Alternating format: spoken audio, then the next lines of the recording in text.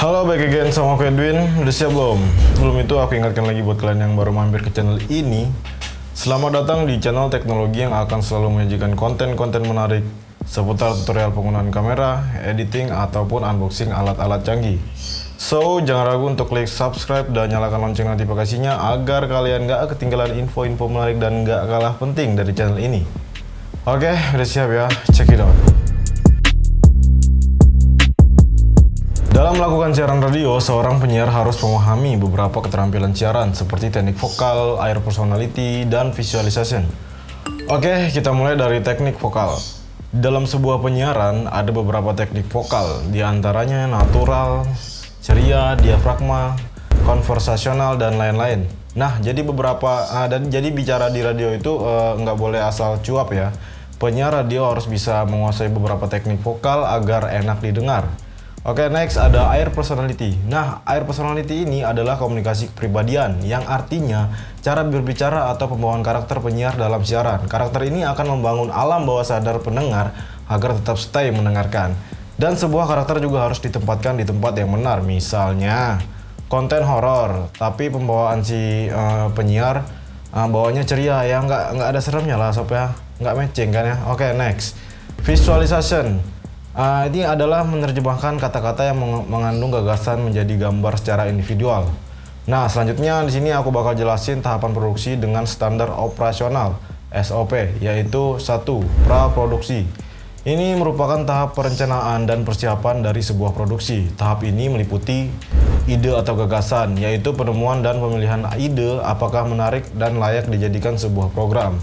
Kemudian dilanjutkan dengan riset dan pengembangan gagasan tersebut. Next, pembuatan naskah kasar, serta treatment produksi dari hasil pengembangan gagasan, serta riset.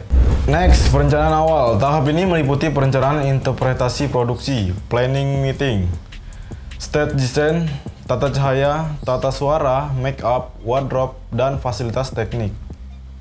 Next, pengadaan casting dan menentukan artis, kemudian blocking dan penyempurnaan naskah. Oke, next, perencanaan teknis.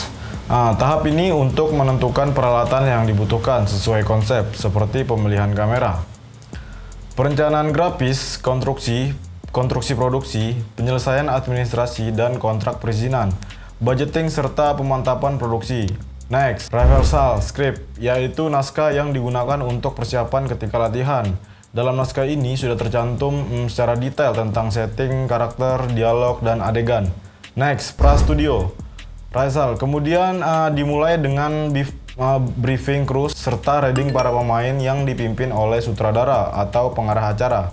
Pengarah acara mengarahkan pemain, blocking, posisi, pengadegan sesuai dengan treatment yang dibuat. Next, ada round track, di mana studio dilakukan mulai dari blocking kamera, tata cahaya, dan tata artistik. Kemudian pemain melakukan latihan sehingga terbiasa dan nyaman di studio. Selanjutnya ada produksi. Setelah perencanaan dan persiapan matang, maka pelaksanaan produksi dimulai. Pengarah acara memimpin jalannya produksi, bekerjasama dengan kru dan artis yang terlibat dalam produksi tersebut. Masing-masing kru melaksanakan tugasnya seperti yang telah dilakukan sebelumnya dan sesuai naskah maupun rundown yang ada. Apabila program acara bukan live show, maka semua shoot dicatat oleh bagian pencatat dengan menyertakan timecode, isi adegan, dan tanda bagus atau tidak. Catatan ini nantinya akan berguna atau saat proses editing. Biasanya gambar hasil syuting dikontrol setiap akhir syuting hari itu juga untuk melihat apakah hasil pengambilan gambar sudah bagus ataukah belum. Apabila tidak, maka adegan itu perlu diulang pengambilan gambarnya. Selanjutnya ada yang namanya pasca produksi. Merupakan tahap akhir dari sebuah produksi program acara televisi. Setelah produksi lapangan, maka materi masuk dalam post editing. Tahap ini meliputi editing, proses penyusunan gambar menjadi sebuah cerita yang padu dan berkesinambungan sesuai dengan konsep naskah. Dalam tahap ini, editing yang pertama dilakukan adalah editing offline, yaitu memilah dan memilih materi yang dianggap bagus sesuai catatan selama produksi berlangsung. Kemudian dilakukan capturing, yaitu mengubah hasil gambar dalam pita menjadi data file. Dalam editing offline ini, gambar disusun mengikuti urutan adegan, namun bisa dimulai dari adegan manapun, mungkin dari tengah atau akhir. baru kemudian disusun berurutan. Next, editing online. Tahap ini adalah penyempurnaan dari editing offline, yaitu penambahan insert, pemberian efek gambar, suara, transisi yang menarik, musik, credit title, dan penyesuaian durasi tayang. Oke, next, mixing. Setelah semua komponen gambar dan suara selesai disusun, selanjutnya ada mixing audio sesuai standar penyiaran. Di sini proporsi suara diatur, mana suara yang perlu dominan dan mana yang dijadikan background. Jangan sampai suara saling mengganggu atau saling menutupi. Setelah semua selesai, maka selanjutnya ada yang namanya print to tape atau diubah kembali ke dalam pita kualitas broadcast. Next, preview. Sebelum program di print untuk disiarkan, maka akan dilakukan preview oleh produser untuk memastikan program sudah benar atau fix. Jika ternyata masih terjadi kesalahan maupun perlu dikurangi atau ditambah, maka dilakukan revisi kembali.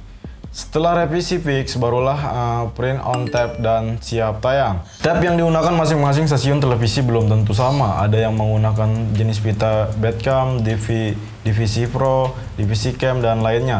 Dan yang terakhir, transmisi. Setelah semua urusan editing selesai, selanjutnya masuk pada bagian transmisi, yaitu bagian on air penyiaran program.